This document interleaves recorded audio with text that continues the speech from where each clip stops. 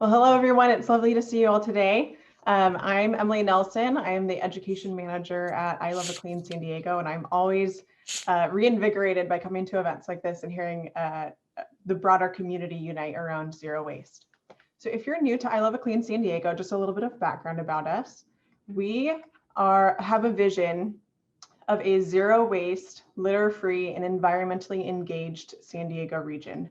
We're a local nonprofit that was started back in 1954 as the War Against Litter Committee, focusing specifically on community cleanups. And since then have expanded to include other programs. And in the 80s, we transitioned to our current name of I Love a Clean San Diego. So all of that is to say that we have been around long enough to see these bell bottoms come into style more than once. So under a normal year, we typically engage about 35,000 volunteers through our various programs, because litter pickup is important, but we also focus heavily on education and outreach.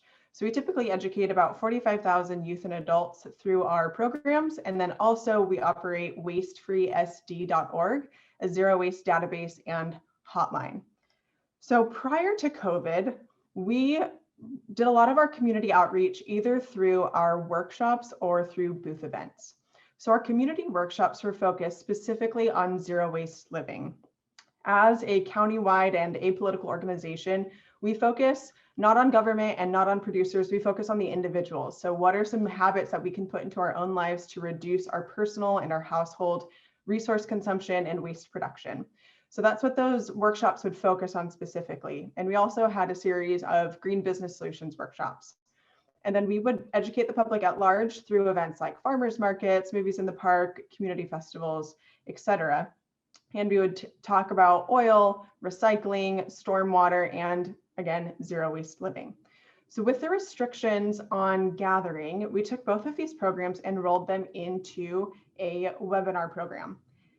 This is a goal of ours for a while, so we're really grateful that we were unexpectedly thrust into this opportunity to create this program. So since May of last year, we have hosted 23 events. By June, we're expecting that to be about 40. So that averages out to be 3 to 4 per month. We average 54 attendees per event, and we have had up to 126 attendees at a single event. Though I will say 2 of our most well-attended events happened in January. So we are still seeing growth in who's coming to our programs even after a year of Zoom. In starting this program, there were some challenges, primarily learning the technology up front and also accepting that interaction and engagement looks very different for large groups when they're in person versus virtual. So we did have to reformat our curriculum to address those challenges. But those are heavily outweighed by the successes that we have seen. The format and the frequency of hosting webinars allows for us to dive into more specific topics. And at the end, I'll share some of our calendar of upcoming events so you can see what those are. With these events, they are more flexible, and that actually allows us to engage a different audience. It eliminates time and geography restrictions or even mobility restrictions. We're able to reach people we weren't able to previously. At the end of January, we held our first webinar presented entirely in Spanish. We'll be doing that again in June on a different topic, a zero waste bathroom. So again, reaching new communities. And as a nonprofit, it's important for us to diversify our revenue streams, especially during times like COVID. So this opened up an opportunity for online donations for us. Internally, it amplified our team growth and our innovation. And in the future, we anticipate hosting webinars alongside our in-person events, allowing us to best meet the needs of the region. Our webinars are almost exclusively held on Zoom webinar, so the platform where your microphone and the attendee videos are automatically muted. We hold them for about an hour and on a variety of days of the week and time of the day. So we mostly hold them on either a Tuesday, Wednesday, Thursday, or a Saturday. And again, sometimes it's a morning, sometimes it's a lunch hour, and sometimes it's in the late afternoon, early evening. We've done some analysis and there seems to be no major trends, at least at this point, in terms of registration, attendance, and retention. So we have strong attendance throughout our schedule. The material is either shared by an I Love a Clean San Diego presenter, or we will have guest presenters who come on as well. And to bring in that engagement factor, where appropriate, we will do a demonstration. So for our Zero Waste Holidays webinars, we had a demo of Furoshiki, which you see on the screen, the wrapping in cloth. And in our emails prepping for the event, we invited individuals to bring a bandana and a box so that way they could practice along with us and walk away with a skill.